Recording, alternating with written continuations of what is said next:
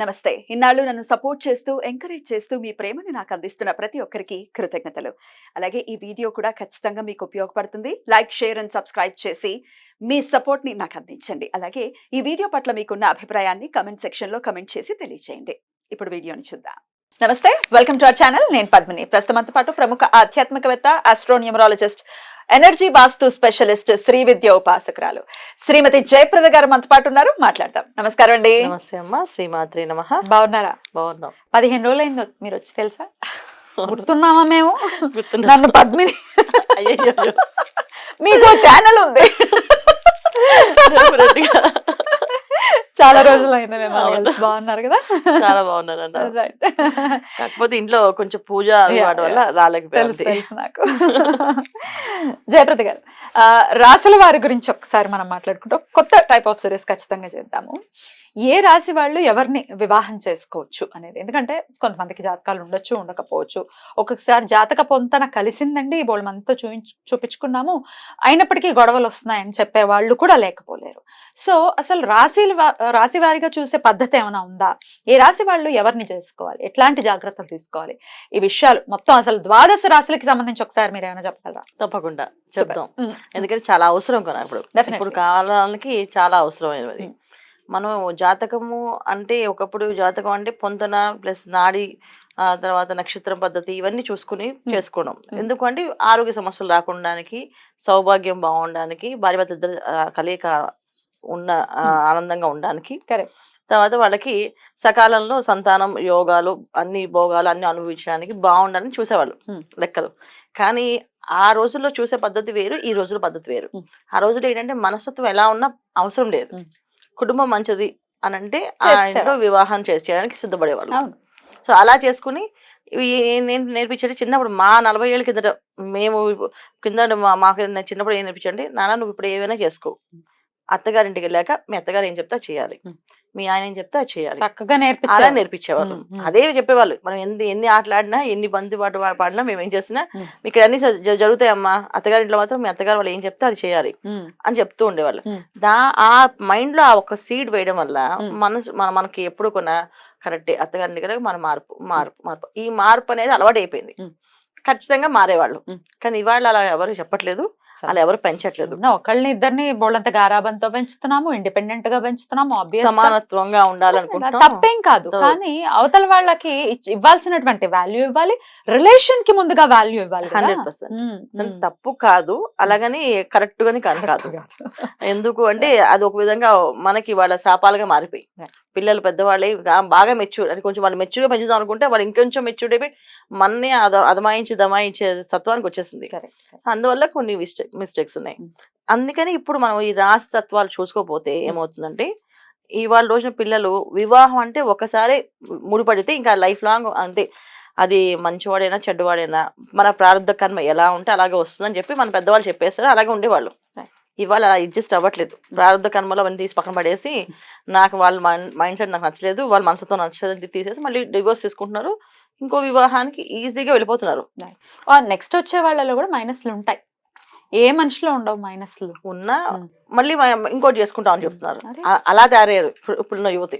అందుకని ఒకసారి ఆచితూచి మనం అడుగు వేస్తే వివాహం, దాంపత్య జీవితం అనేది 100 ఏళ్ల జీవితం హ్యాపీగా సంతోషం కలగాలంటే కొన్ని విషయాలు. మరి ఏ రాశి వాళ్ళు ఎలాంటి జాగ్రత్తలు తీసుకోవాలనేది ఇప్పుడు ఒకసారి తప్పకుండా. మరి మేషరాశి వాళ్ళు ఏ రాశితో జాగ్రత్తగా ఉండాలి, ఏ రాశితో సఖ్యత అనేది ఖచ్చితంగా ఏర్పడుతుందంటే ఏం చెప్తారు?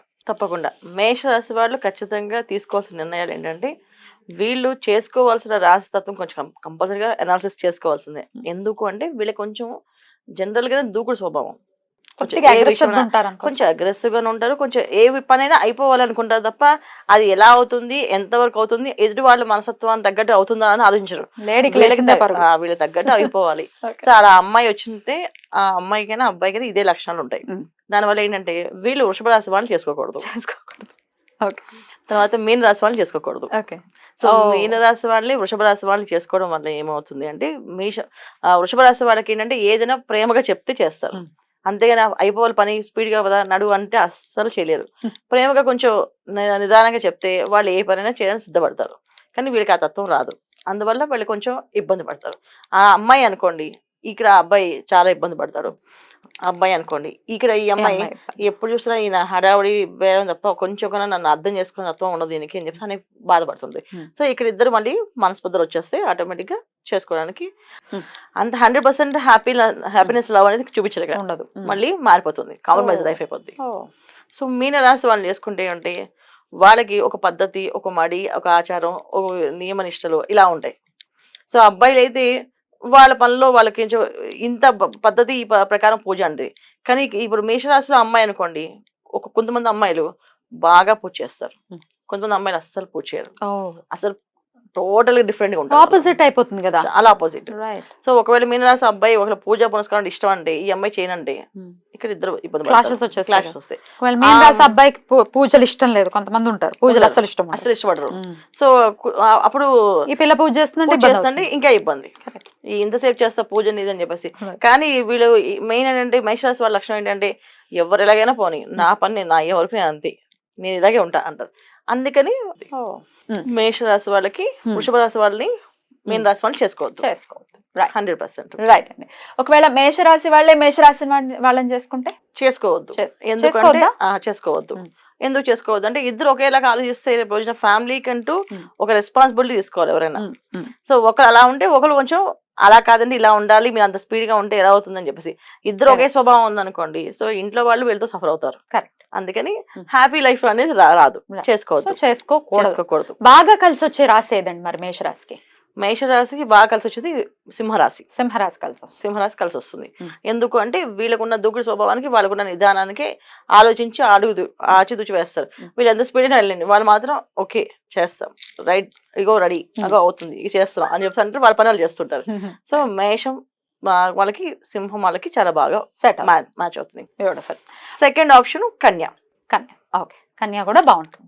అంటే సెకండ్ అంటే ఇప్పుడు 100% మ్యాచ్ అంటే సింహరాశి మేషరాశి, 80% to 60-80 లో కన్యా రాశి మ్యాచ్ అవుతుంది.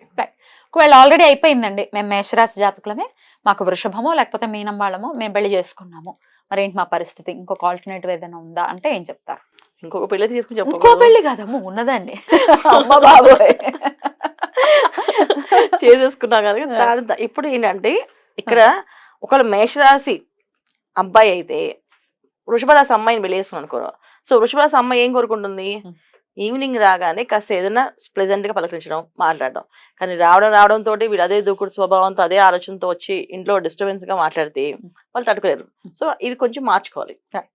అలాగే అబ్బాయిలు అనుకోండి, వృషభ రాశి అబ్బాయి అయితే మేషరాశి అమ్మాయికి ఒకే విధంగా మాట్లాడే విధానం, అంటే ఇతను వైఫ్ తోటి చాలా ప్రేమగా మాట్లాడతారు, బయట వాళ్ళతో ప్రేమగా మాట్లాడతారు. ఇక్కడ ఈ అమ్మాయి కన్ఫ్యూజ్ అవుతుంది.